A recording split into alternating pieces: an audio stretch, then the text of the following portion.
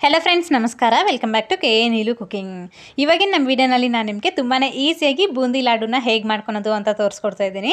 ಈ ತರ ಸ್ಪೆಷಲ್ ಆಗಿ ನೀವೇ ಮನೆಯಲ್ಲಿ ಬೂಂದಿ ಲಾಡುನ ಮಾಡಿ ಮನೆಯಲ್ಲಿ ಎಲ್ಲರಿಗೂ ಕೊಡಿ ತುಂಬಾನೇ ಇಷ್ಟಪಟ್ಟು ತಿಂತಾರೆ।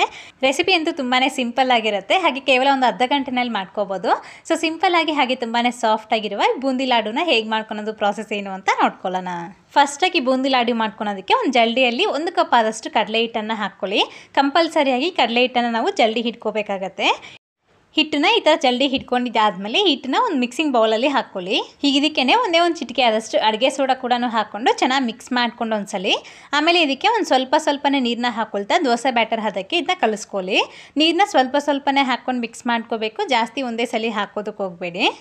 ಕರೆಕ್ಟಾಗಿ ನಾನು ತಗೊಂಡಿರೋ 1 ಕಪ್ಗೆ 3/4 ಕಪ್ ಮೇಲೆ ಒಂದು 2-3 ಟೀ ಸ್ಪೂನ್ ಆದಷ್ಟು ಎಕ್ಸ್ಟ್ರಾ ವಾಟರ್ ಹಿಡಿದಿದೆ। ಸೊ ನೋಡಿಕೊಂಡು ವಾಟರ್ನ ಆ್ಯಡ್ ಮಾಡ್ಕೊಂಡು ಮಿಕ್ಸ್ ಮಾಡ್ಕೊಳ್ಳಿ। ನೋಡಿ ಈ ರೀತಿ ನಮಗೆ ದೋಸೆ ಬ್ಯಾಟರ್ ಕನ್ಸಿಸ್ಟೆನ್ಸಿಯಲ್ಲಿ ನಾವು ಬ್ಯಾಟರ್ನ ಕಲಿಸ್ಕೋಬೇಕು। ತುಂಬ ತೆಳುವಾಗಿ ಮಾಡ್ತೀರಾ ಹಾಗೆ ತುಂಬ ಗಟ್ಟಿಯಾಗಿ ಕೂಡ ಮಾಡ್ತೀರಾ। ಈ ಥರ ಕರೆಕ್ಟಾಗಿ ಕಲಿಸ್ಕೊಂಡಿದ್ದಾದ್ಮೇಲೆ ಹೀಗೆ ಬ್ಯಾಟರ್ನ ಒಂದು ಪಕ್ಕಕ್ಕೆ ಎತ್ತಿಟ್ಕೊಳ್ಳಿ। ಹೀಗೆ ನಿಮ್ಮ ಹತ್ರ ಬೂಂದಿ ಮಾಡೋ ಸೌಟ್ ಇದ್ದರೆ ಅದರಲ್ಲಾದರೂ ಮಾಡ್ಕೋಬೋದು, ಇಲ್ಲಾಂದರೆ ಈ ಥರ ಹೋಲ್ಸ್ ಇರೋವಂಥ ಸೌಟಾದರೂ ತೊಗೋಬೋದು। ಇದನ್ನ ಒಂದ್ಸಲಿ ವಾಶ್ ಮಾಡಿಬಿಟ್ಟು ಆಮೇಲೆ ಬಟ್ಟೆ ತಗೊಂಡು ಒರೆಸ್ಬಿಟ್ಟು ಇದನ್ನ ಇಟ್ಕೊಳ್ಳಿ। ಈಗ ಎಣ್ಣೆನ ಚೆನ್ನಾಗಿ ಕಾಯಿಸ್ಕೊಳ್ಳಿ। ಎಣ್ಣೆ ಚೆನ್ನಾಗಿ ಕಾದ್ಮೇಲೆ ಗ್ಯಾಸ್ನ ಹೈ ಫ್ಲೇಮ್ನಲ್ಲೇ ಇಟ್ಕೊಂಡು ಈ ಥರ ವಿಡಿಯೋದಲ್ಲಿ ಕಾಣಿಸ್ದಾಗೆ ಒಂದೇ ಒಂದು ಸೌಟಷ್ಟು ಈ ಬ್ಯಾಟರ್ನ ತಗೊಂಡು ಈ ಥರ ಹೋಲ್ಸ್ ಇರೋ ಸೌಟ್ ಮೇಲೆ ಹಾಕ್ಕೊಳ್ಳಿ। ಹೀಗೆ ಸೌಟನ್ನ ಜಸ್ಟ್ ಈ ರೀತಿ ನಾವು ಸ್ವಲ್ಪ ಟ್ಯಾಪ್ ಮಾಡ್ತಾ ಇರಬೇಕು। ಆಮೇಲೆ ಇನ್ನೊಂದು ಸೌಟಷ್ಟು ಬ್ಯಾಟರ್ನ ಹಾಕ್ಕೊಂಡು ಇದೇ ಥರ ಇನ್ನೊಂದ್ಸಲಿ ಟ್ಯಾಪ್ ಮಾಡ್ತಾ ಇರಬೇಕು। ಒಂದೆರಡು ಸಲ ಹಿಟ್ಟನ್ನ ಹಾಕ್ಕೊಂಡಿದ್ದಾದಮೇಲೆ ಮತ್ತೆ ಇದನ್ನ ತೆಕ್ಕೊಂಬಿಡಿ। ಈ ರೀತಿ ಸ್ವಲ್ಪನೇ ಹಾಕೊಳ್ತಾ ಫ್ರೈ ಮಾಡಿ ಚೆನ್ನಾಗಿ ಈವನಾಗಿ ಫ್ರೈ ಆಗುತ್ತೆ।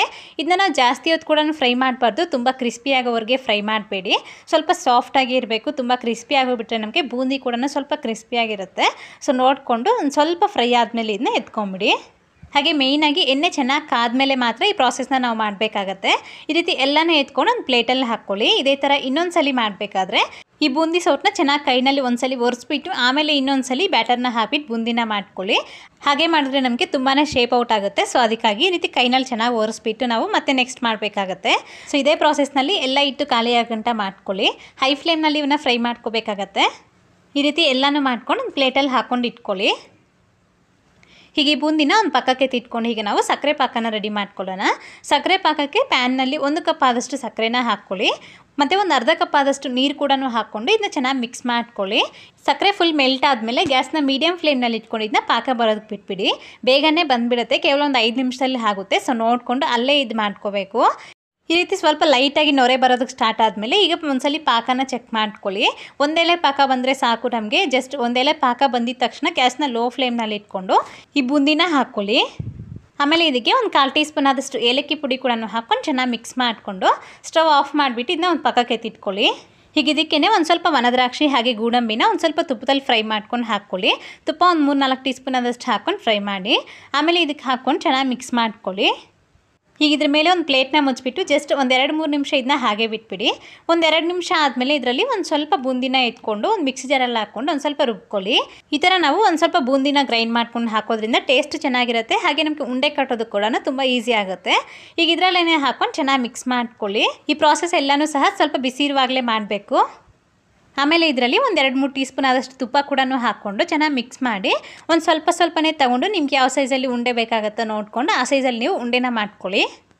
ನಾನಿಲ್ಲಿ ಒಂದು ಸ್ವಲ್ಪ ಮೀಡಿಯಮ್ ಸೈಜ್ನಲ್ಲಿ ಮಾಡ್ಕೊಳ್ತಾ ಇದ್ದೀನಿ। ಈ ಸೈಜ್ನಲ್ಲಿ ನಾನು ತಗೊಂಡಿರೋ ಕ್ವಾಂಟಿಟಿಗೆ 1 ಕಪ್ ಕಡಲೆ ಹಿಟ್ಟಿಗೆ 9ರಿಂದ 10 ಲಾಡು ಆಗುತ್ತೆ। ಇದೇ ಥರ ಎಲ್ಲ ಲಾಡುಗಳನ್ನ ಮಾಡ್ಕೊಂಡು ಒಂದು ಪ್ಲೇಟಲ್ಲಿ ಹಾಕ್ಕೊಂಡು ಇಟ್ಕೊಳ್ಳಿ। ಅಷ್ಟೇ, ತುಂಬಾ ಟೇಸ್ಟಿಯಾಗಿರುವ ಬೂಂದಿ ಲಾಡು ರೆಡಿ ಆಗೋಯ್ತು। ಈ ಥರ ನೀವು ಕೂಡ ತುಂಬಾ ಈಸಿಯಾಗಿ ಒಂದ್ಸಲ ನಿಮ್ಮ ಮನೇಲಿ ಮಾಡಿ ನೋಡಿ।